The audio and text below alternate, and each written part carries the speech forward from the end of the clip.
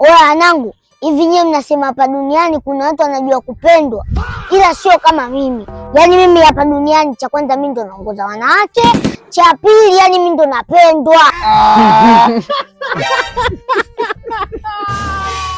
Nani? Oya baba, mimi navyokwambia nimepata huyo mtoto. Yaani huyo mtoto sijui mapenzi sijui anasema anaanza Tanga sijui wapi. Ila kwa huyo mtoto, yaani hata nikiwa sina hamu ya kula, baba nabembelezwa. Yaani mpaka yani mwenyewe najisikia aibu. Umemloga sio bure, umemloga. Wewe unastahili kitambo. Umemloga. Sio kumloga, hayo ni mapenzi tu kaka. Usielewe nini? Yaani mtoto hata nikimwamuru njoo kae hapa, mtoto anakubali. Nyie ndo mapenzi yenu yale mnadanganya, sijui mara umempenda Majuma, sijui mara Aisha, yule kampenda Isa. Ndo nyinyi. Ila wenzenu sisi penzi letu ni moja, hatushare no kushare. Oya, uwe mtoto. It was at this moment that he knew.